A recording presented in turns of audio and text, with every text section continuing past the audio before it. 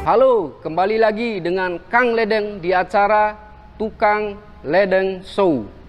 Pada video kali ini, kita akan mengangkat judul yaitu permasalahan yang terjadi pada saat proses penyambungan pipa PPR maupun pada saat instalasi pipa PPR.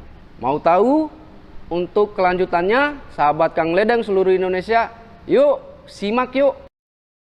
Sahabat Kang Ledeng seluruh Indonesia, permasalahan yang pertama yang sering terjadi pada proses penyambungan pipa PPR dan fittingnya, yaitu terjadinya blocking atau pemblokan yang ada di dalam sambungan pipa dan fitting PPR. Saya akan contohkan kenapa terjadi demikian.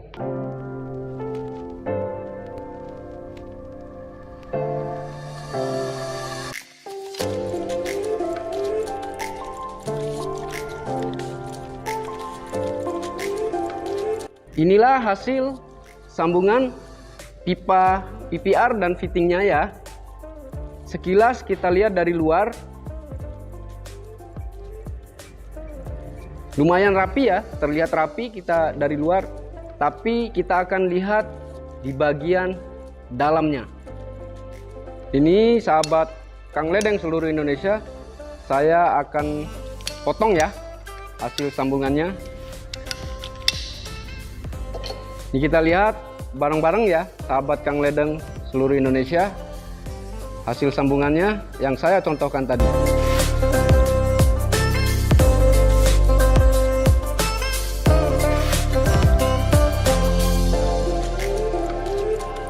Kita sudah sama-sama lihat ya, padahal saya melakukan prosesnya pemanasan antara pipa dan fitting ya. Jadi dua-duanya saya panaskan ya menggunakan alat standar. Sahabat Kang Ledeng seluruh Indonesia, ternyata terjadi pemblokan di dalamnya. Nah, kita akan kupas ya mengenai kenapa terjadi pemblokan hasil sambungan pipa dan fitting PPR. Yang pertama, seperti kita sampaikan di video kita sebelumnya, yaitu cara penyambungan pipa PPR yang sesuai standar.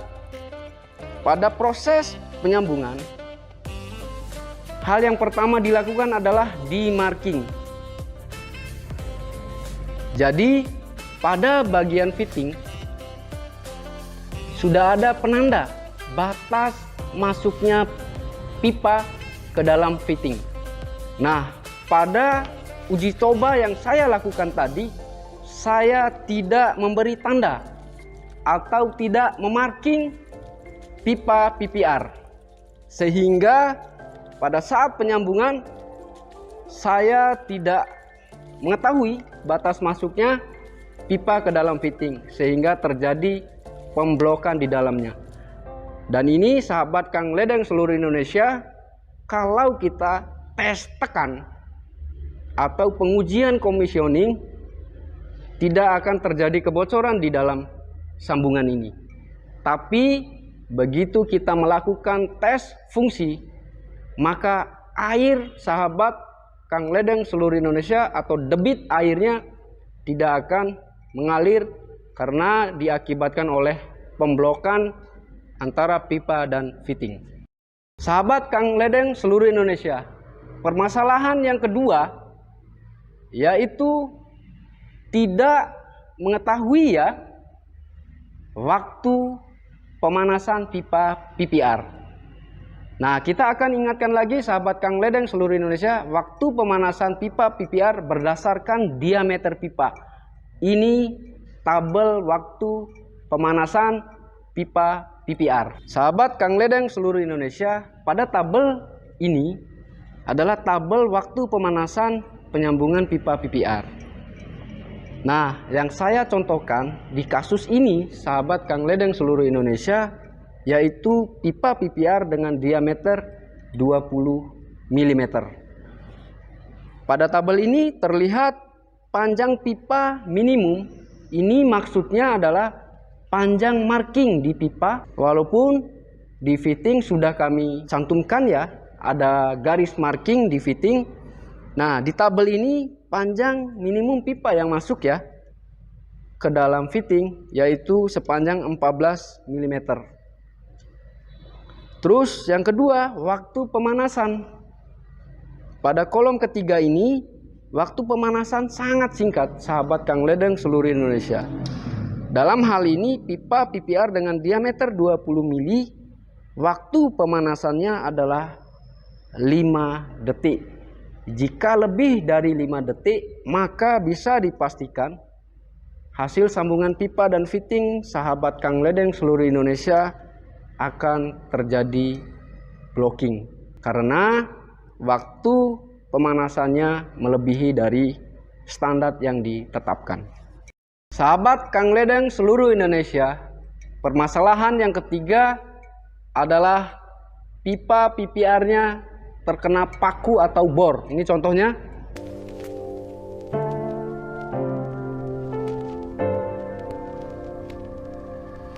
Untuk menangani permasalahan pipa PPR yang terkena paku di satu sisi, ini pada alat standar ya, kami sudah memasang head welding fusionnya ya, yang berbentuk panjang. Ini fungsinya nanti untuk memanaskan pipa.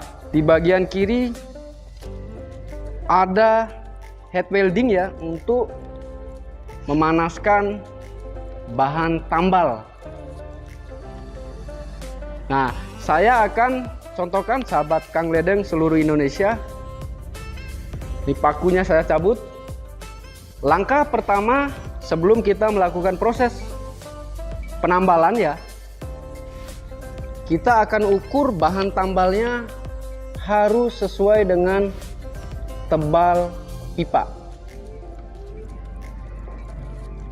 Kenapa harus sesuai dengan tebal pipa? Kalau lebih panjang ke dalam, sahabat Kang Ledeng seluruh Indonesia akan menghambat laju aliran air sahabat Kang Ledeng seluruh Indonesia. Ini contohnya kalau terlalu panjang bahan tambalnya.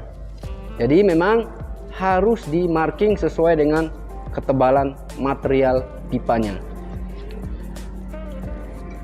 Nah, material pipa PPR Westpac tebalnya diameter 20 mili, tebalnya 2,2 mm. 2,2 mm itulah yang kita beri tanda pada bahan tambalnya. Oke, saya akan contohkan.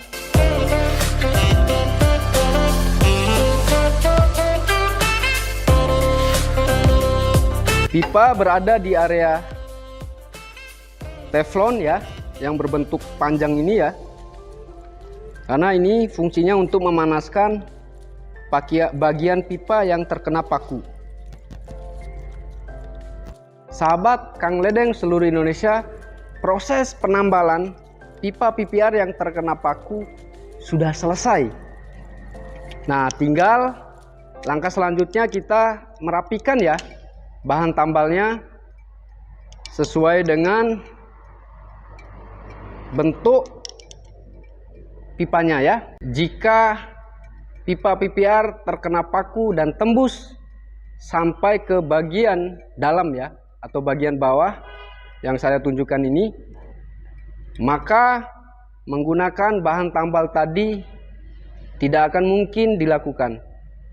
Karena begitu kita tambal, itu hanya satu bagian aja, satu bagian saja.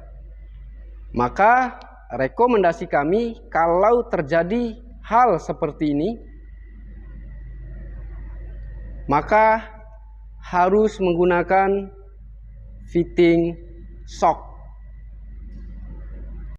Oke, sahabat Kang Ledeng seluruh Indonesia, itulah beberapa permasalahan yang terjadi pada instalasi atau penyambungan pipa PPR yang sering kami jumpai di lapangan atau di proyek.